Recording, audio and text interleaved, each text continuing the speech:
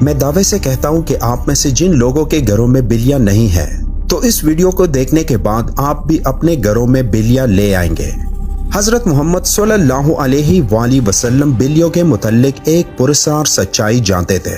اس سچائی کو اس ویڈیو میں ہم جانیں گے۔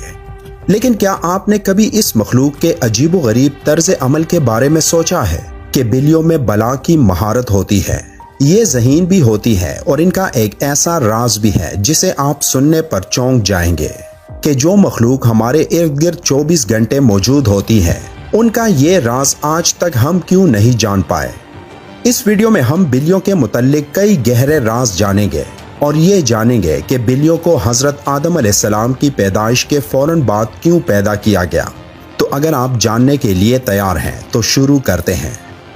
ایک سٹڈی کے مطابق بلیوں میں ایک خاص طاقت ہوتی ہے جو کسی اور جاندار میں نہیں ہوتی۔ خاص طور پر بلیوں کے متعلق وہ باتیں جو ہمیں حضرت محمد صلی اللہ علیہ وآلہ وسلم نے بتائی ہیں، اور آپ صلی اللہ علیہ وآلہ وسلم کی کئی باتیں اتنی دلچسپ ہیں کہ سائنسدان ان باتوں کی بنا پر بلیوں میں نئی اور حیرت انگیز خصوصیات کو ڈھونڈ پائے ہیں۔ آج کے دور میں سامنے آنے والی یہ باتیں آج سے 1400 سال پہلے آپ صلی اللہ علیہ وآلہ وسلم نے بتائی اور جنہیں آج سائنس درست ثابت کر رہا ہے۔ اسلامی تعلیمات کے مطابق حضرت آدم علیہ السلام کے بعد دو جانداروں کو اللہ نے پیدا فرمایا، ایک سانپ اور دوسری بلی۔ سانپ کے برعکس بلی میں اللہ نے کچھ پراسرار خصوصیات رکھی ہیں جن کی وجہ سے ایک انسان اس سے لاتعداد فائدے حاصل کر سکتا ہے۔ سائنسی اعتبار سے گھر میں بلی پالنے کا ایک بڑا فائدہ ہے، وہ یہ کہ بلیوں کو انسانی لمس بے حد پسند ہوتا ہے اور انسان بھی اس سے محظوظ ہوتا ہے۔ ماہرین کے مطابق بلی کے لمس میں اللہ نے ڈپریشن کے مرض کا علاج رکھا ہے۔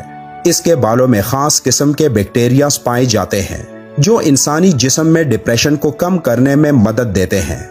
بلیوں کے بارے میں سب سے حیرت انگیز بات کا ذکر ہم آگے کرنے والے ہیں، لیکن اس سے پہلے ہم یہ جاننے کی کوشش کرتے ہیں کہ حضرت محمد صلی اللہ علیہ وآلہ وسلم نے بلیوں کے متعلق کیا فرمایا تھا۔ کئی تاریخی کتابوں میں ایک بلی کا ذکر آتا ہے جس کا نام معزہ تھا۔ کئی مسلمان سکالرز کے مطابق معزہ حضرت محمد صلی اللہ علیہ وآلہ وسلم کی پسندیدہ بلی تھی۔ ایک دفعہ آپ صلی اللہ علیہ وآلہ وسلم ایک مہم پر اپنے لشکر کے ساتھ جا رہے تھے کہ اچانک ان کے سامنے ایک بلی آ گئی جو کہ حاملہ تھی۔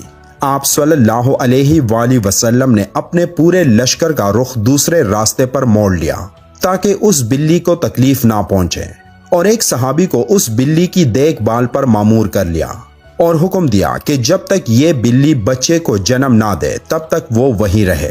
جب آپ صلی اللہ علیہ وآلہ وسلم اس مہم سے واپس آئے تو راستے میں سب سے پہلے اس جگہ پہنچے اور اس بلی کو لیا اور اپنے ساتھ لے گئے۔ اس بلی کا نام آپ صلی اللہ علیہ وآلہ وسلم نے معزہ رکھا، جو باقی تمام زندگی آپ صلی اللہ علیہ وآلہ وسلم کے ساتھ رہی۔ ایک دفعہ آپ صلی اللہ علیہ وآلہ وسلم اذان کی آواز سے فجر کی نماز کے لیے اٹھے اور نماز کی تیاری میں مصروف ہو گئے۔ پھر جب نماز پڑھنے آئے تو دیکھا کہ ان کے مصلے پر وہ بلی سو رہی ہے، تو آپ صلی اللہ علیہ وآلہ وسلم نے ایک کینچی لی اور اس مصلے سے وہ حصہ کاٹ دیا جہاں وہ بلی سو رہی تھی تاکہ اس بلی کی نیند خراب نہ ہو۔ احادیث میں اس معزہ بلی کا ذکر کہیں نہیں ملتا، لیکن کئی تاریخی کتابوں میں اس کا ذکر موجود ہے۔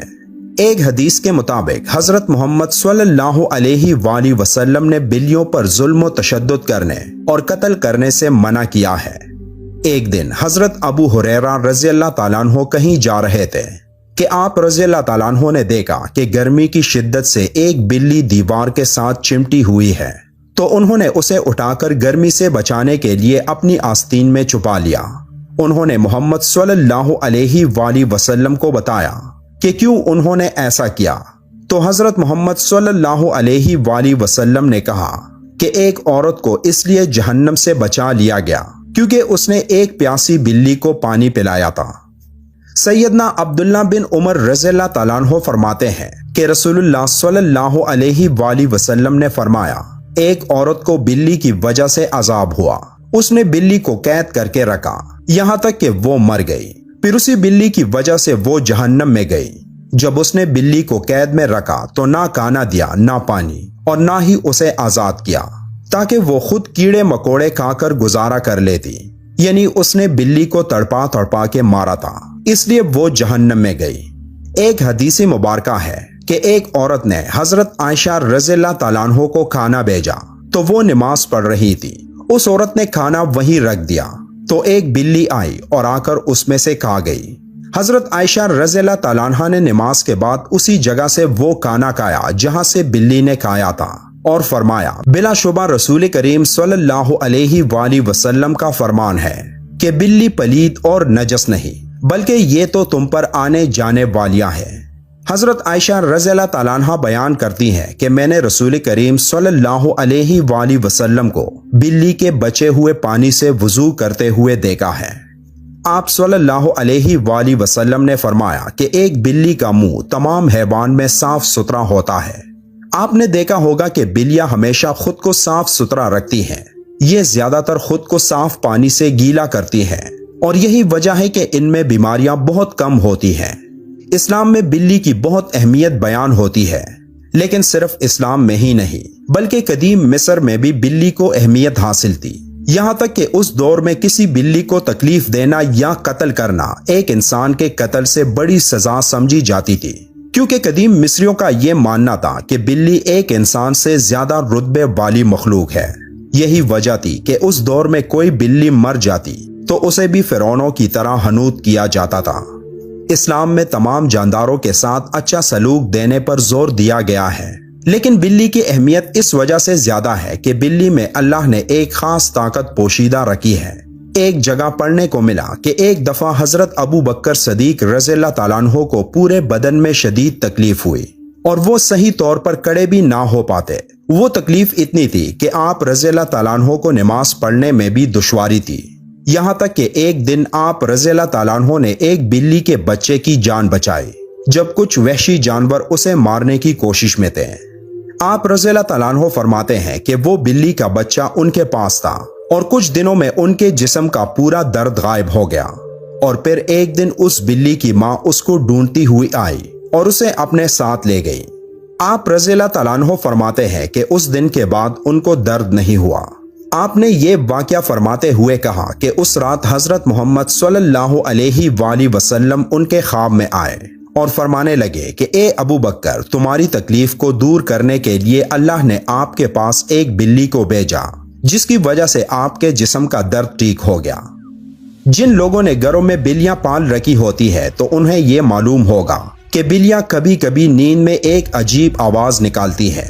ماہرین کے مطابق بلی کی اس آواز کی فریکوینسی 20 سے 140 ہرٹز تک ہوتی ہے، اور بلی کی آوازوں کی یہ فریکوینسی ایک انسانی صحت کے لیے نہایت مفید ثابت ہوتی ہے۔ آج کی ٹیکنالوجی کے پیچھے بھاگنے والے لوگوں کو بلی کے جسم میں موجود انرجی اور طاقت کا علم نہیں، لیکن قدیم زمانے کے لوگ بلیوں کی ان خصوصیات سے واقف تھے، اور یہی وجہ تھی کہ وہ لوگ بلیوں کو خود سے دور نہیں رکھتے تھے۔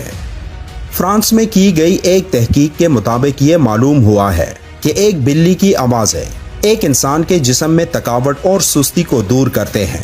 یہ بھی کہا گیا کہ ایک بلی کے قریب رہنے سے جسم کے زخموں میں انفیکشن کا خطرہ کم ہوتا ہے اور وہ زخم بھی جلد ٹھیک ہو جاتے ہیں، اور بلیوں کے ان پراسرار آوازوں کی فریکوینسی سے ہارٹ اٹیک کا خطرہ بھی کم ہو جاتا ہے۔ بلی ایک پالتو جانور ہے، جیسا کہ پہلے احادیث مبارکہ میں بیان کر چکے ہیں کہ نبی کریم صلی اللہ علیہ وآلہ وسلم نے اس کے بارے میں فرمایا کہ یہ پلید نہیں بلکہ یہ تو گھر میں چکر لگانے والوں میں سے ہے۔ تو بلی کی تمام تر قباحتوں کے باوجود رسول اکرم صلی اللہ علیہ وآلہ وسلم نے اس کے ساتھ نرمی کا اظہار فرمایا ہے۔